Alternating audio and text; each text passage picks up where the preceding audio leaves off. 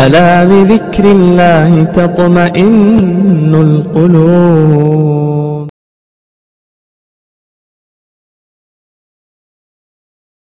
الحمد لله نحمده ونستعينه ونستغفره ونؤمن به ونتوكل عليه ونعوذ بالله من شرور أنفسنا ومن سيئات أعمالنا. من يهده الله فلا مضل له ومن يضلله فلا هادي له. ونشهد أن لا إله إلا الله وحده لا شريك له. ونشهد أن سيدنا وسندنا وشفيعنا وحبيبنا ومولانا محمدا عبده ورسوله. أما بعد فأعوذ بالله السميع العليم من الشيطان الرجيم. بسم الله الرحمن الرحيم. إنا نحن نزلنا الذكر وإنا له لحافظون. صدق الله مولانا العظيم وصدق رسوله النبي الكريم وعلى آله وأصحابه وأزواجه وذرياته وأهل بيته أجمعين والحمد لله رب العالمين. محترم حضرات، بزرگ اور بھائیوں، میں نے قرآن کریم کی ایک آیت آپ کے سامنے تلاوت کی ہے جس میں اللہ تبارک و تعالی نے ارشاد فرمایا کہ ہم نے قرآن کو نازل کیا اور ہم ہی اس کی حفاظت کرنے والے ہیں. جیسا کہ نبی اکرم صلی اللہ علیہ وسلم نے ارشاد فرمایا تھا کہ دنیا کی اور آخرت کی دین کی کامیابی صرف دو چیزوں میں ہے. ایک تو اللہ کے کلام کو مضبوطی کے ساتھ پکڑا جائے اور ایک سنت نبوی صلی اللہ علیہ وسلم پر عمل کیا جائے. اگر قرآن پر عمل ہوگا تو حدیث پر عمل ہوگا، اور اگر حدیث پر عمل ہوگا تو قرآن پر عمل ہوگا. اور ان دو چیزوں پر اگر عمل ہو جائے تو دنیا بھی کامیاب ہے اور آخرت بھی کامیاب ہے. تو اسی کو قرآن کریم نے ایک جگہ یہ فرمایا کہ اِنَّا نَحْنُ نَزَّلْنَا الذِّكْرَ وَإِنَّا لَهُ لَحَافِظُونَ. اللہ تعالیٰ نے فرمایا کہ میں نے قرآن کو ہم نے نازل کیا اور ہم ہی اس کی حفاظت کرنے والے ہیں. اس سے پہلے انبیاء علیہ السلام دنیا میں تشریف لائے. ہر نبی کو، ہر رسول کو اللہ تعالیٰ نے کچھ نہ کچھ معجزے عطا فرمائے تاکہ لوگ اس کو دیکھ کر ان کی سچے ہونے کا اقرار کر لیں کہ واقعی یہ اللہ کے نبی ہیں اور یہ اللہ کے رسول ہیں اور سچے ہیں. جیسا کہ حضرت عیسیٰ علیہ السلام کو اللہ نے معجزہ دیا کہ آپ جو ہے مردار کو زندہ کر دیتے تھے. حضرت موسیٰ کو معجزہ عصا کا معجزہ عطا فرمایا. اسی طرح سے ہر نبی کو کوئی نہ کوئی معجزہ دیا.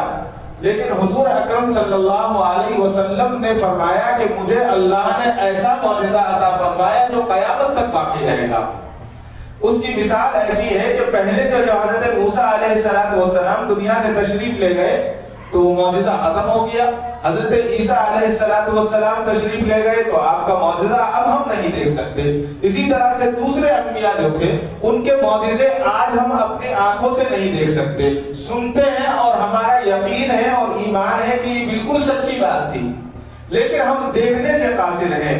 لیکن حضور اکرم صلی اللہ علیہ وسلم کو ایک ایسا معجزہ عطا فرمایا جو قیامت تک باقی رہے گا اور ہر شخص اس کو دیکھ سکے گا. وہ معجزہ کیا ہے؟ وہ قرآن کریم ہے. قرآن کریم ایک ایسا معجزہ ہے کہ جب انسان اس کو پڑھتا ہے یا سنتا ہے تو وہ دل میں اترتا ہے. میری اور آپ کی زبان عربی زبان نہیں ہے، لیکن جب ہم پریشان ہوتے ہیں اور قرآن کریم کی تلاوت کرتے ہیں یا قرآن کی تلاوت سنتے ہیں تو خود بخود دل کو اطمینان ہونے لگتا ہے اور سکون پہنچنے لگتا ہے. تو یہ معجزہ ہی کی معجزات ہے کہ اللہ کے نبی کا جو معجزہ تھا. اور آج دنیا کے اندر سب سے زیادہ پڑھی جانے والی اگر کوئی کتاب ہے تو وہ قرآن کریم ہے. اور اللہ معاف کرے، یہ کتاب ہمارے پڑھنے کے لیے تھی، یہ کتاب ہمیں عمل کرنے کے لیے دی گئی تھی، لیکن آج ہمارے سے زیادہ اس کو پڑھنے والوں کی تعداد غیر مسلموں کی ہے. یعنی یہودی بھی ہیں اس میں، نصرانی بھی ہیں اس میں، پجاری بھی ہیں اس میں.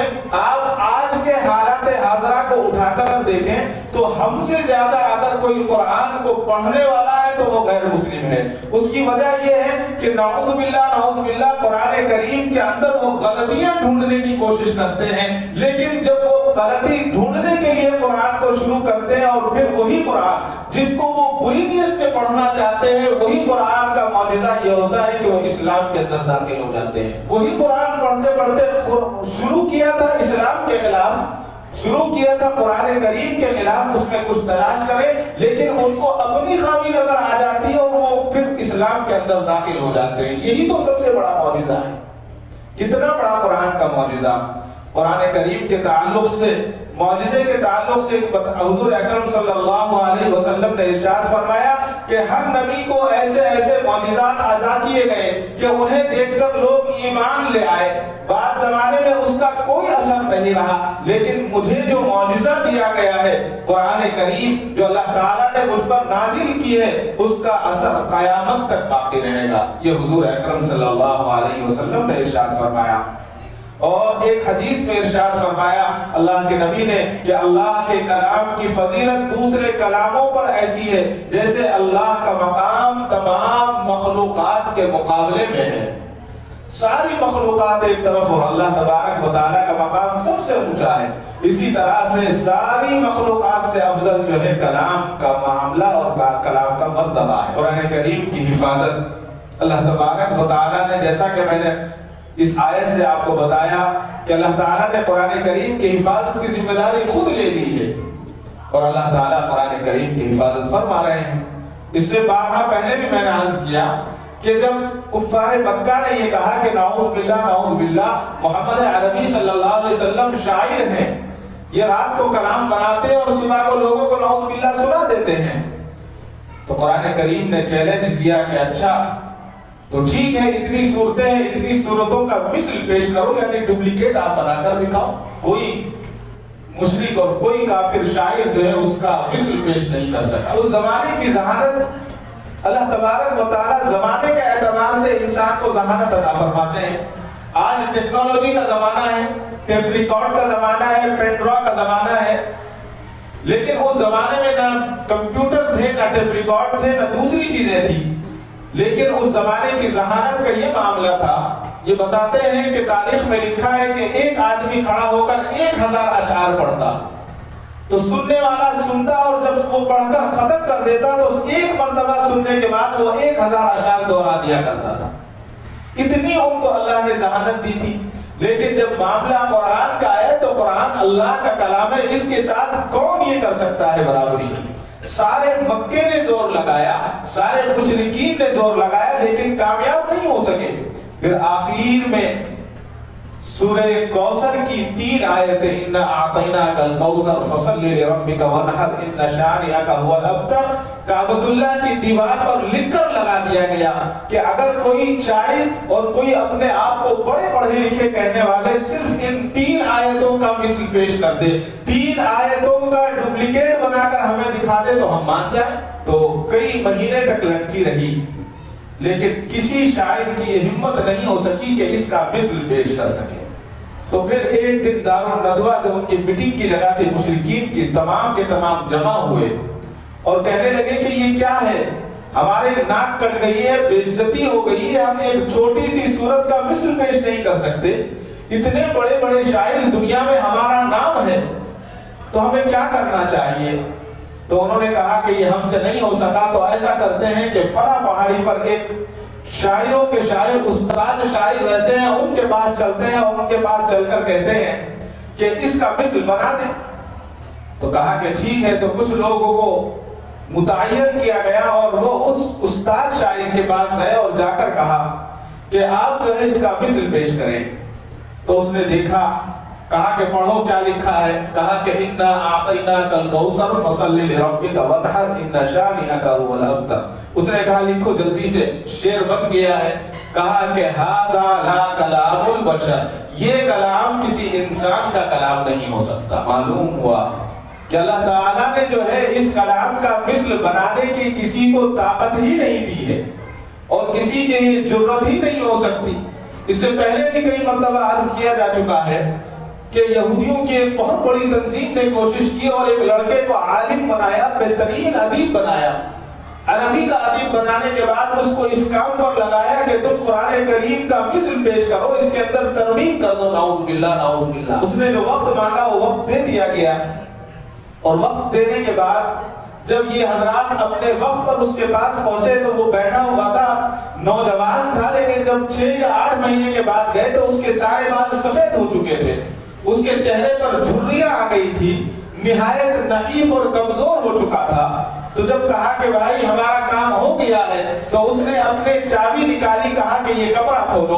کمرہ کھول کر دیکھا تو اس میں کاغذات کے انبار لگے ہوئے ہیں۔ انہوں نے کہا کہ ہم تمہارا یہ کمرہ دیکھنے کے لیے نہیں ہے، ہمیں وہ کتاب دو جو نعوذ باللہ تم نے قرآن کریم میں ترمیم کی ہے۔ تو اس شخص نے دوسری چابی دی، پھر تیسری چابی دی۔ جب کئی کمرے کھول دیے، کئی کمرے کھولنے کے بعد ان لوگوں کو غصہ آ گیا اور کہا کہ ہم تمہارے کمرے اور تمہارے گندے کاغذ دیکھنے کے لیے نہیں آئے، ہم تو اپنی کتاب لینے کے لیے آئے ہیں جو کتاب تمہیں دی گئی تھی۔ اس شخص نے کہا تم یہ کاغذات دیکھ رہے ہو، میں اس قرآن کی بات کر رہے ہو، میں اتنے مہینے سے یہاں بیٹھا ہوا یہ سوچ رہا ہوں کہ بسم اللہ کو کیسے بدلوں، میں بسم اللہ کا ایک نقطہ نہیں بدل سکا، تم قرآن کو بدلنے کی بات کرتے ہو، یہ کام مجھ سے نہیں ہو سکتا۔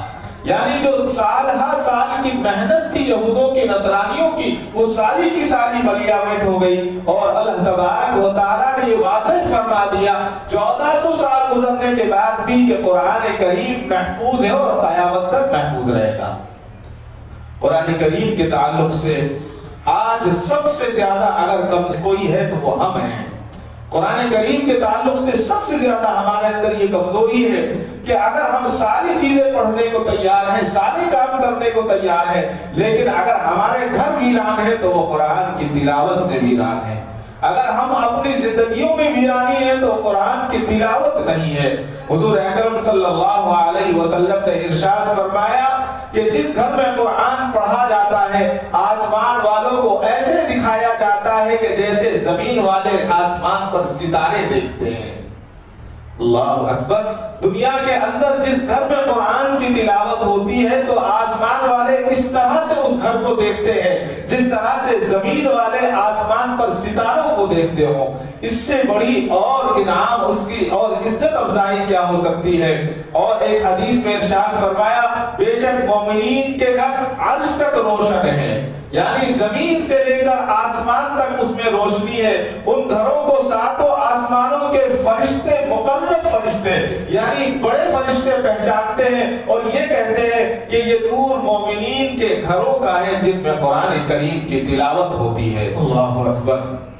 فرمایا کہ جن میں گھروں میں قرآن کریم کی تلاوت ہوتی ہے یہ وہ گھر ہیں۔ اللہ کے فرشتے کہتے ہیں تو اندازہ لگائیے کہ قرآن کریم کی تلاوت کا کیا معاملہ ہے۔ حفظ قرآن کی اہمیت آج ہمارے دلوں سے ختم ہوتی جا رہی ہے۔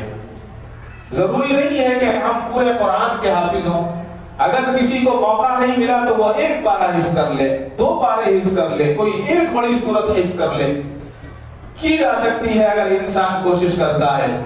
اس لاک ڈاؤن کے اندر لوگوں نے کتنا وقت ملا، اللہ تعالیٰ نے لوگوں کو کتنا وقت دیا۔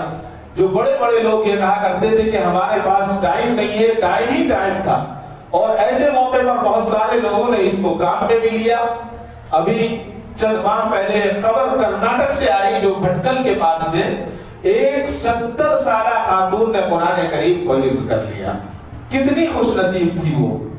لوگ کہتے ہیں کہ 30-35 سال کے بعد میموری ویک ہو جاتی ہے، اور بات بھی صحیح ہے، لیکن قرآن کریم ایک ایسا معجزہ ہے۔ لیکن اس کے تعلق سے فرمایا کہ قرآن کریم اس کے ذہن میں محفوظ رہتا ہے جو گناہوں سے محفوظ رہے، اس لیے کہ ہر شخص کو یہ انعام اللہ تعالیٰ نہیں عطا فرماتے ہیں۔ اور ابھی ایک عالم دین ہے بھٹکل کے، انہوں نے 55 سال کی عمر میں اس لاک ڈاؤن میں قرآن کریم حفظ کیا۔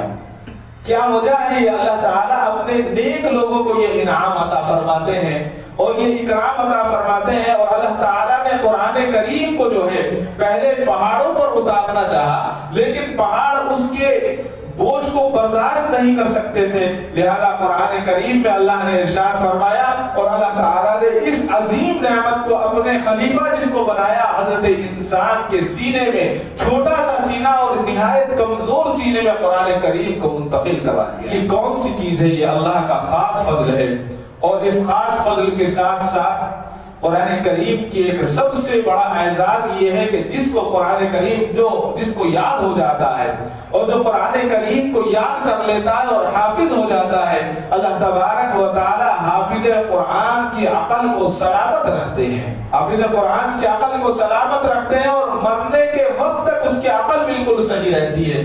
ہم نے بڑے بڑے آفیسروں کو دیکھا، بڑی بڑی دنیا کی ڈگریوں والوں کو آپ دیکھیں گے کہ جب ان کی موت کا وقت قریب آتا ہے یا عمر زیادہ ہو جاتی ہے تو وہ ڈگمگانے لگتے ہیں، ڈولنے لگتے ہیں، بہکی بہکی باتیں کرنے لگتے ہیں، لیکن وہی کسی عالم کو آپ دیکھیں اور کسی حافظ قرآن کو دیکھیں تو مرنے کے وقت تک اللہ تبارک و تعالیٰ اس کی عقل کو صحیح رکھتے ہیں، اور اللہ تبارک و تعالیٰ کا یہ انعام ہے کہ مرتے وقت بھی اس کی عقل مرتی نہیں ہے۔ اللہ تبارک و تعالیٰ نے قرآن کریم میں بھی ارشاد فرمایا ہے۔ اور اسی طرح سے سب سے بڑا انعام دنیا کے اندر جب حافظ قرآن کا انتقال ہو جاتا ہے تو انتقال کے بعد، مرنے کے بعد جب حافظ قرآن کو قبر میں رکھ دیا جاتا ہے تو کنز الاعمال میں لکھا ہے جب حافظ قرآن کی موت ہو جاتی ہے اس کے دفنانے کے بعد اللہ تعالیٰ اس زمین کو حکم فرماتے ہیں کہ اے زمین اس کا گوشت یعنی اس کے جسم کو مت کھانا، اس کے جسم کو مت کھانا۔ تو وہ زمین کہتی ہے کہ اے الہی میں اس کے جسم کو کیسے کھا سکتی ہوں کہ جبکہ آپ کا کلام مبارک اس کے دل میں موجود ہے، تو میں اس کے جسم کو کیسے کھا سکتی ہوں؟ آپ کا کلام تو اس کے یہاں موجود ہے۔ چنانچہ یقیناً قرآن کریم یہ بڑا اعزاز ہے کہ قبر کی وحشت ناکیوں سے، کیڑوں سے، مکوڑوں سے اللہ تبارک و تعالیٰ اس کو محفوظ فرما دیتے ہیں، اور حافظ قرآن کی وجہ سے اللہ تعالیٰ 10 جہنمیوں کی نجات عطا فرماتے ہیں۔ اور اللہ تبارک و تعالیٰ نے ارشاد فرمایا حافظ قرآن جب قرآن پر عمل کرے اور حلال کو حلال اور حرام کو حرام سمجھے تو اس کے گھر کے 10 افراد کے لیے قیامت کے دن سفارش کا حق دیا جائے گا، جن سب کے لیے جہنم کی آگ واجب ہو چکی ہوگی۔ دنیا کے لوگ آج حافظ بنانا، اپنے بچے کو پڑھانا، قرآن کریم کی تلاوت اور قرآن کریم کی تلاوت سے آراستہ کرنا ایک معمولی کام سمجھتے ہیں، اور یہ سمجھتے ہیں کہ یہ تو بہت مختصر معمولی سا کام ہے، جبکہ ہمیں یہ معلوم ہونا چاہیے کہ دنیا اور آخرت کا عظیم سرمایہ ہے، ایسا عظیم سرمایہ کہ جس کے تعلق سے جہنم سے خلاصے اور چھٹکارا مل رہا ہے، اس سے بڑی چیز اور کیا ہو سکتی ہے۔ اور اس کے بعد حافظ قرآن کے والدین کو اس کے عوض میں کل قیامت کے دن اللہ تبارک و تعالیٰ وہ اکرام فرمائیں گے کہ اس کے وہ درجات بلند فرمائیں گے جنہوں نے اپنے لخت جگر کو قرآن کریم یاد کرنے کے لیے خاص کر دیا تھا۔ وہ چاہتے تو دنیا کی دولت کمانے کے لیے چھوڑ سکتے تھے، دنیا کو ترجیح دیتے، لیکن انہوں نے اپنے بچے کو آخرت کی سرخروئی کے لیے ترجیح دی اور وہاں کی سعادت کا انتظام کر لیا۔ تو کل قیامت کے دن حافظ قرآن کے والدین کو وہ مقام عطا کیا جائے گا کہ نبی اکرم صلی اللہ علیہ وسلم نے ارشاد فرمایا کہ جس نے قرآن پڑھا اور اس پر عمل کیا، اللہ تعالیٰ قیامت کے دن اس کے والدین کو ایسا تاج پہنائیں گے جس کی روشنی اس سورج کی روشنی سے زیادہ خوبصورت ہوگی، اور جو دنیا کے گھروں میں ہے اگر وہ تاج تم میں ہوتا بس اس شخص کے متعلق تمہارا کیا خیال ہوتا جس نے خود قرآن پڑھا اور اس پر عمل کیا۔ یہ اللہ کے نبی کا فرمان ہے، اس سے بڑا انعام اور کیا ہو سکتا ہے۔ اللہ کے نبی صلی اللہ علیہ وسلم حافظ قرآن کا خود اکرام فرمایا کرتے تھے، اور اکرام کے ساتھ ساتھ دوسروں کے مقابلے میں حافظ قرآن کے مرتبے کے مطابق اس کے ساتھ اللہ کے نبی معاملہ فرمایا کرتے۔ نبی اکرم صلی اللہ علیہ وسلم نے اپنے صحابہ میں قرآن کریم کے حافظ کو دوسرے کے مقابلے میں اہمیت عطا فرمائی۔ اگر کوئی صحابی حافظ ہوتا اور کوئی غیر حافظ ہوتا تو حضور اکرم صلی اللہ علیہ وسلم حافظ کو اہمیت دیا کرتے، اور آپ نے ارشاد فرمایا کہ تم میں سے امامت وہی شخص کو کرنی چاہیے جس کے پاس قرآن کریم کا زیادہ علم ہو، یعنی جس کو زیادہ قرآن کریم یاد ہو اور جو زیادہ قرآن کو سمجھتا ہو اسی کو آپ میں سے امامت کا اختیار ہے۔ اور اس سے زیادہ فرمایا کہ ایک موقع پر حضور اکرم صلی اللہ علیہ وسلم جب شہداء صحابہ کو اکٹھا کر کر دفنانے کا معاملہ جب آیا کرتا تو حضور اکرم صلی اللہ علیہ وسلم آپ قبر میں سب سے پہلے اپنے اس شہید صحابی کو اتارتے جو قرآن کریم کا حافظ ہوتا۔ اس سے معلوم ہوا کہ حافظ کا کیا مرتبہ ہے، یعنی سب سے پہلے شہداء میں بھی قبر میں اسی کو آپ صلی اللہ علیہ وسلم اتارا کرتے کہ جو حافظ ہوتا، اور قبر میں اسی کو اتارنے کے لیے بھیجا کرتے کہ جو حافظ قرآن ہوتا۔ اور اس کے ساتھ ساتھ اسی طرح جنگ میں جھنڈے کا جب معاملہ آتا تو حضور اکرم صلی اللہ علیہ وسلم جھنڈا بھی اسی کے ہاتھ میں عنایت فرمایا کرتے تھے کہ جو حافظ قرآن ہوا کرتا۔ سے معلوم ہوا کہ حافظ قرآن کی اہمیت کیا ہے۔ آج اگر ہم حافظ قرآن نہیں ہیں تو ہمیں اپنے بچوں کو حافظ بنانا چاہیے، اگر ہمارے یہاں بچے نہیں ہیں تو اپنے رشتہ داروں کو اس کی ترغیب دلانی چاہیے کہ کم سے کم ہر گھر میں ایک حافظ قرآن ہو، اور جب وہ حافظ ہو جائے گا تو اس کی برکتیں اور اس کی چیزیں، اس کے انعامات دنیا میں بھی ظاہر ہوں گے اور آخرت میں بھی ظاہر ہوں گے۔ حضرت مولانا مفتی کفایت اللہ مفتی اعظم رحمۃ اللہ علیہ کو کون نہیں جانتا، جنہوں نے تعلیم الاسلام کا رسالہ لکھا ہے۔ دلی کے ایک مدرسے میں پڑھتے تھے، کھانے پینے کا انتظام نہیں تھا، تو کسی مالدار کے گھر گئے اور کہا کہ میں فلاں مدرسے میں پڑھتا ہوں، آپ میرے کھانے کا ایک وقت کا انتظام کر دیں، 3 وقت کی ضرورت نہیں ہے، ایک وقت کھانا کھا لوں گا اور باقی پڑھ لوں گا۔ تو جب مال کا نشہ ہوتا ہے اور دین کی اہمیت نہیں ہوتی تو انسان کی آنکھوں پر پردہ آ جاتا ہے۔ اس نے کہا کہ ارے جاؤ، تمہارے جیسے کتنے آتے ہیں روز یہاں، جاؤ اپنا کام دیکھو۔ حضرت مفتی صاحب چلے گئے خاموش، پتہ نہیں کس طرح کتنی تکلیفوں کے ساتھ علم حاصل کیا، اور ایسے عالم بنے کہ اپنے وقت کے مفتی بنے، مفتی اعظم بنے، ہندوستان کے سب سے بڑے مفتی۔ تو دلی کے کسی محلے کے اندر، جس محلے میں وہ سیٹھ صاحب رہتے تھے، جو مالدار صاحب تھے، ان کے گھر کے پاس ایک جلسہ تھا۔ مفتی صاحب بھی اس جلسے میں بلایا گیا، مفتی صاحب گئے اور مفتی صاحب نے خطاب کیا، بہت ساری باتیں بتائیں۔ یہ مالدار جو صاحب تھے سامنے بیٹھے ہوئے سن رہے تھے۔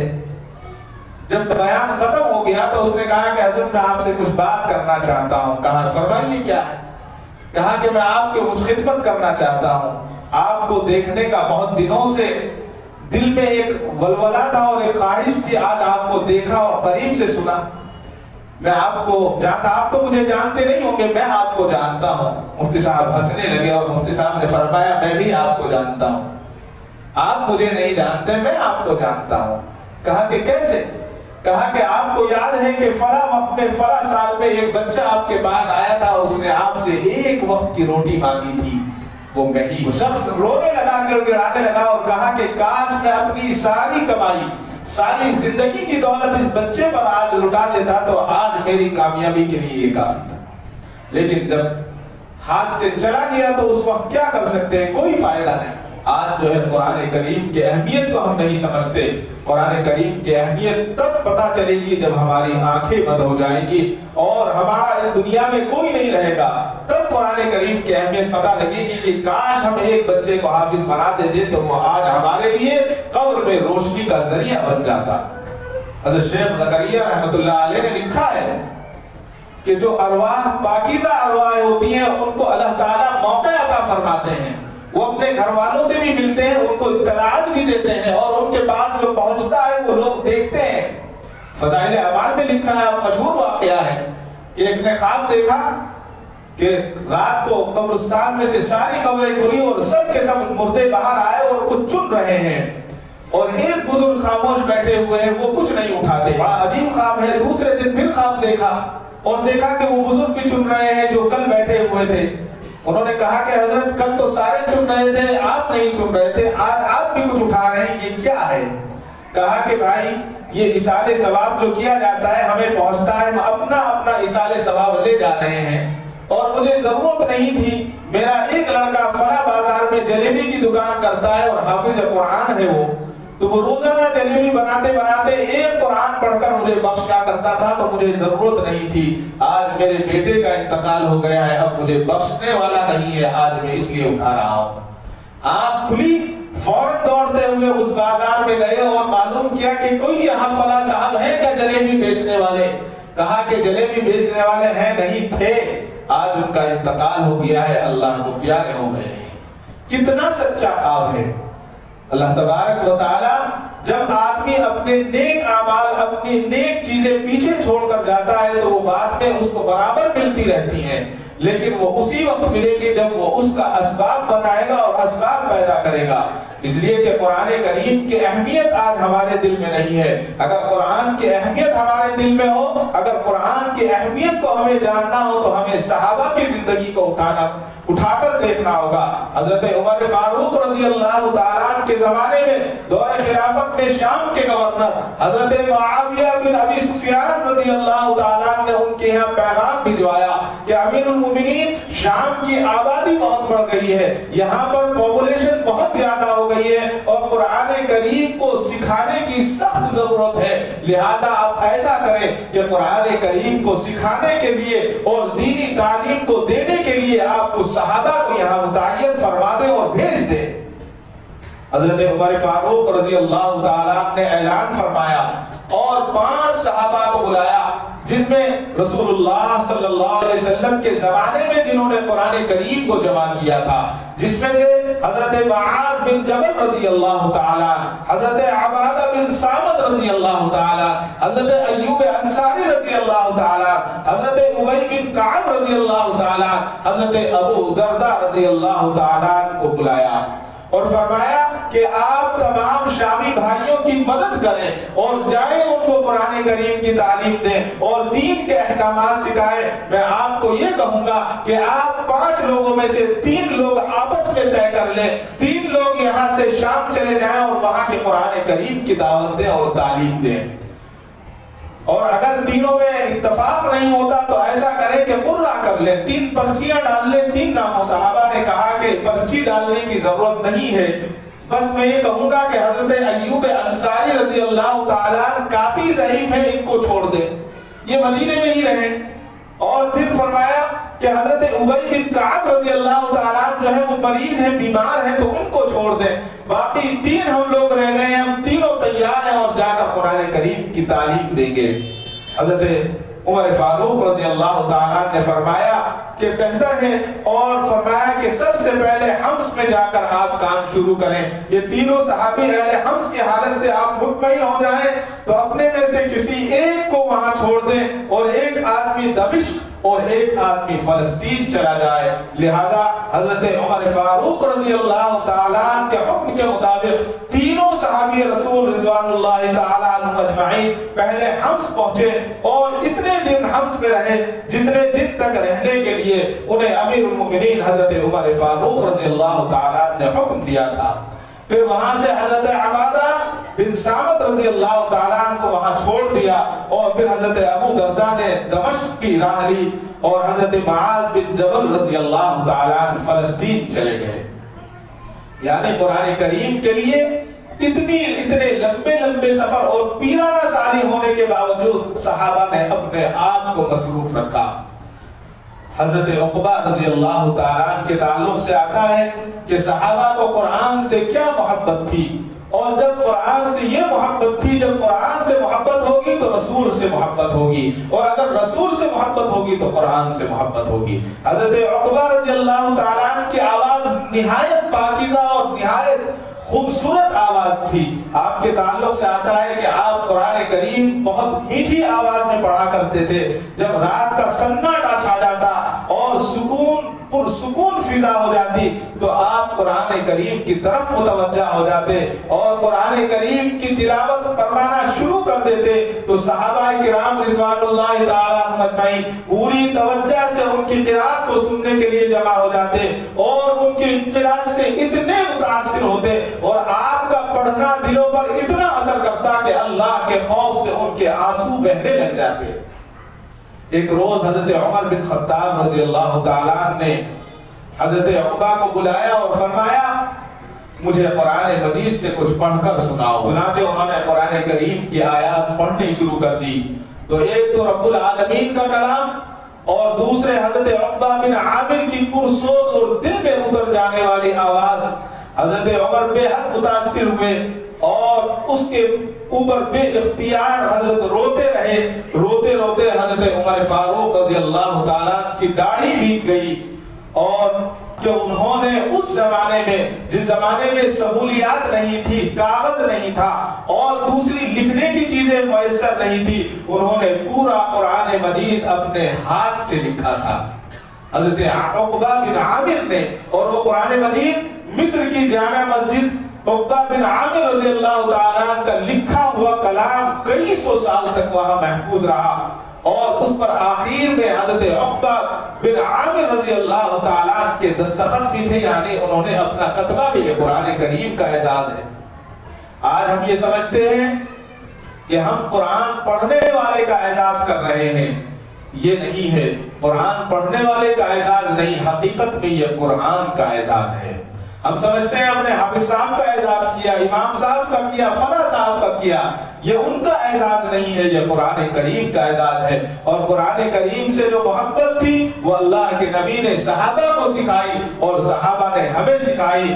بتاتے ہیں کہ حضرت مصعب بن عمیر رضی اللہ تعالیٰ کی مکے کے نوجوانوں سے ملاقات ہوئی تو انہوں نے ایمانی روابط اور بہترین عادات و اخلاق کا آپ نے اپنے نوجوانوں کو، اپنے دوستوں کو وہ اخلاق پیش کیے کہ ان کے دلوں میں اسلام کی محبت پیدا ہو گئی۔ اور جب انہوں نے حضرت مصعب بن عمیر رضی اللہ تعالیٰ عنہ کو خوبصورت اور دلکش آواز میں قرآن کریم کو پڑھتے ہوئے سنا تو کلام الہی کی محبت ان کے دلوں میں اتر گئی اور تلاوت ان کا محبوب مشغلہ ہو گیا۔ رات ہو، دن ہو، سفر ہو، حجر ہو، ہر وقت اور ہر جگہ قرآن کریم پڑھتے تھے، یہاں تک کہ صحابہ کرام رضوان اللہ تعالیٰ عنہم اجمعین کے درمیان وہ امام اور صدیق قرآن کے لقب سے مشہور ہوئے۔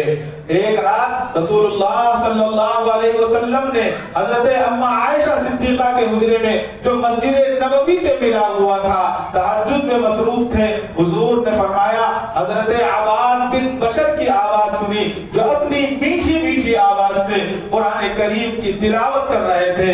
حضور نے آواز دی اور حضرت اما عائشہ کو متوجہ کیا اور کہا اے عائشہ یہ عباد بن بشر کی آواز ہے کیا؟ حضرت اما عائشہ نے کہا نعم یا رسول اللہ، ہاں یا رسول اللہ یہ جو ہے حضرت عباد بن بشر کی آواز ہے۔ تو آپ صلی اللہ علیہ وسلم نے دعا فرمائی اللہم اغفر لہ، اللہم اغفر لہ۔ سبحان اللہ، کتنی عمدہ دعا تھی۔ اللہ کے نبی نے فرمایا اے اللہ ان کی مغفرت فرما دے، اے اللہ ان کی مغفرت فرما دے۔ قرآن کریم کو پڑھنے والے پر اللہ کے نبی نے کتنی اچھی دعا فرمائی۔ حضرت عباد بن بشر رضی اللہ تعالیٰ کے تعلق سے آتا ہے کہ تمام جنگوں میں، تمام غزوات میں رسول اکرم صلی اللہ علیہ وسلم کے ساتھ حاضر رہے اور ایک میں انہوں نے ایسے ایسے شاندار کارنامے انجام دیے ہر جنگ میں جس کی نظیر ہمارے پاس نہیں ملتی، جس کی نظیر ہمارے پاس نہیں ملتی۔ ایک حافظ قرآن نے کتنے کارنامے انجام دیے ہیں۔ لہذا آج یہ دنیا نہایت مختصر سی دنیا ہے، اس مختصر سی دنیا کو اگر ہمیں کامیاب کرنا ہے تو قرآن کریم سے اپنے آپ کو لگانا ہوگا، اپنے آپ کو مستقل منہمک کرنا ہوگا اور مصروف کرنا ہوگا۔ جب ہم قرآن کو اپنائیں گے تو دنیا اور آخرت کی ساری چیزیں ہمارے لیے آسان ہو جائیں۔ اور مومن دنیا میں آیا ہی آخرت کی تیاری کے لیے۔ ہمارے پڑوسی ملک کے ایک مشہور شیخ الحدیث گزرے ہیں حضرت مولانا قریشی صاحب رحمت اللہ علیہ کے تعلق سے، وہ ہمیشہ ایک واقعہ سنایا کرتے تھے کہ حضرت جو ہے جامعہ ڈھابیل جو ہے گجرات کے اندر ایک مدرسہ ہے، وہاں پڑھنے کے لیے آئے، ڈیرہ غازی خالد افغانستان کی طرف ہے، تو وہاں سے پڑھنے کے لیے آ گئے ہندوستان، پورا ہندوستان ایک ہی تھا۔ مدرسے میں کہا کہ مجھے آپ پڑھنے کی اجازت دیں۔ مدرسے والوں نے کہا کہ پڑھنے کی اجازت تو ہے لیکن رہنے کی اور کھانے کا انتظام ہمارے پاس نہیں ہے، آپ کہیں باہر رہ لیں، کہیں باہر کھا لیں، لیکن ہمارے پاس جو ہے نہ کھانے کا انتظام ہے نہ آپ کے رہنے کا انتظام ہے۔ تو حضرت قریشی صاحب فرماتے ہیں کہ میں بڑا پریشان ہوا کہ اتنی دور سے آیا ہوں پڑھنے کے لیے، نہ تو میرے پاس کوئی اسباب ہے کھانا کھانے کے لیے، اور میں یہاں کیسے رہوں گا، کیسے کھاؤں گا۔ عصر کے بعد کا وقت تھا، مسجد کے باہر بیٹھے ہیں، بڑے غمگین ہیں اور بہت پریشان ہیں کہ کیا کروں، اور اللہ سے دعا کر رہے ہیں۔ تو حضرت قریشی صاحب شیخ الحدیث رحمۃ اللہ علیہ فرماتے ہیں کہ ایک بوڑھی کا گزر ہوا، اور گزرتے ہوئے اس نے مجھے دیکھا کہ بہت غمگین بیٹھا ہوں، تو وہ آئی بوڑھی اماں اور آ کر سلام کیا، اور سلام کر کر کہنے لگی کہ بھائی بیٹا تم اچھے خاندان سے لگتے ہو، اچھے گھرانے سے محسوس ہوتے ہو، لیکن تم کچھ پریشان سے لگ رہے ہو، مجھے یہ بتاؤ کیا پریشانی ہے، تم کیوں پریشان بیٹھے ہو، غمگین کیوں ہو؟ انہوں نے کہا کہ اماں جان چھوڑیے، جانے دیجئے، میری پریشانی عجیب پریشانی ہے، میں نہیں سنا سکتا۔ کہا کہ نہیں اپنی پریشانی سناؤ۔ کہا کہ ایسے ایسے ہے، میں ڈیرہ غازی خان سے یہاں پڑھنے کے لیے آیا ہوں، لیکن مدرسے والوں نے نہ تو کھانے کا کہا ہے اور نہ رہنے کی اجازت دی ہے، کیا کروں؟ تو ماں نے کہا اب ارادہ کیا ہے؟ بوڑھی اماں نے کہا کہ اب واپس جانے کا ارادہ ہے۔ تو حضرت شیخ الحدیث فرماتے ہیں کہ اس بوڑھی اماں نے کہا کہ بیٹا واپس مت جاؤ، میں گھروں میں کام کرتی ہوں، مجھے کام کرنے کے 2 روٹی صبح میں ملتی ہے، 2 روٹی شام میں ملتی ہے، لہٰذا میں 1 روٹی تمہیں دے دیا کروں گی، تم کھا لیا کرنا، 1 صبح میں اور شام میں، لیکن پڑھنا مت چھوڑنا۔ حضرت شیخ الحدیث نے کہا کہ میں نے ہاں کہہ دیا، اور پورے سال اماں جو ہے وہ بوڑھی اماں 1 روٹی اپنے دوپٹے میں باندھ کر لاتی، اور کبھی ایسا نہیں ہوا کہ میں پہلے آ گیا اور وہ اماں بعد میں آئی، ہمیشہ پہلے سے کھڑی ہوئی موجود ہوتی اور اپنے اوڑھنی کو کھولتی اور 1 روٹی اٹھا کر میرے ہاتھ میں دے دیتی اور چلی جاتی۔ پورا سال گزر گیا، دوسرا سال آیا تو ان کا داخلہ بھی ہو گیا، کھانے کا انتظام بھی ہو گیا۔ حضرت شیخ الحدیث فرماتے ہیں کہ تعلیم پوری ہو گئی میری، 1 سال انہوں نے مجھے 1 روٹی صبح میں کھلائی، 1 روٹی شام میں کھلائی۔ تعلیم پوری ہونے کے بعد وہ اپنے گاؤں ملک اپنے چلے گئے، اور جانے کے بعد انہوں نے پورے ملک میں تبلیغ کی، وہ توحید کا کام کیا، تبلیغ کا اور توحید کا جس کی نظیر نہیں ملتی۔ اس کے بعد حضرت فرماتے ہیں حضرت شیخ الحدیث کہ میں یہ بات میرا ایمان ہے کہ جہاں میرا ثواب میرے پڑھانے میں میرے ماں باپ کو جاتا تھا، اس اماں کو بھی ضرور ملتا ہوگا۔ اور اس کے بعد فرمایا کہ ایک مرتبہ حضرت شیخ الحدیث رحمۃ اللہ علیہ مکہ گئے، مکہ جانے کے بعد آپ نے وہاں خواب دیکھا، خواب میں دیکھتے ہیں کہ وہ بوڑھی اماں ایک نہایت بہترین پلنگ پر بیٹھی ہوئی اور شاندار لباس اس نے پہنا ہوا ہے، اور بہت اچھی اچھی غذائیں کھا رہی ہیں، بہت صحت مند ہیں۔ تو انہوں نے کہا کہ اماں جان یہ اتنی اچھی صحت اور یہ آپ کو اللہ نے مرتبہ کیسا عطا فرمایا؟ تو انہوں نے مسکرایا اور مسکرا کر کہا کہ بیٹا یہ وہ 1 روٹی کا اللہ نے مجھے بدل عطا فرمایا ہے، جو 1 روٹی میں تجھے دنیا کے اندر چند مہینے میں نے تجھے کھلائی ہے، اللہ نے مجھے اس کا یہ انعام عطا فرمایا ہے اور یہ مرتبہ عطا فرمایا ہے۔ معلوم یہ ہوا ہے کہ مدرسوں میں پڑھنے والے یا مکتبوں میں پڑھنے والے جو بچے جو حافظ قرآن ہوتے ہیں، ان کا مرتبہ بہت بڑا ہے، ان کو حقیر نہ جانے، ان کو کم نہ سمجھیں، جانے کل کون سا بچہ ہمارے کام آ جائے۔ سب سے پہلے تو یہ کوشش ہونی چاہیے کہ ہم اپنے گھر کے بچوں کو حافظ بنائیں، تاکہ ہمارے مرنے کے بعد ہماری قبر میں روشنی کا انتظام ہو جائے۔ اللہ تعالیٰ مجھے اور آپ کو عمل صالح کی توفیق عطا فرمائے، اور قرآن کریم کو حفظ کرنے کی ہمیں بھی توفیق عطا فرمائے، اور ہمارے خاندانوں میں بھی حافظ بعمل پیدا فرمائے۔ وآخر دعوانا الحمدللہ رب العالمین۔ کعبے پہ پڑی جب پہلی نظر، کیا چیز ہے دنیا بھول گیا، کیا چیز ہے دنیا بھول گیا۔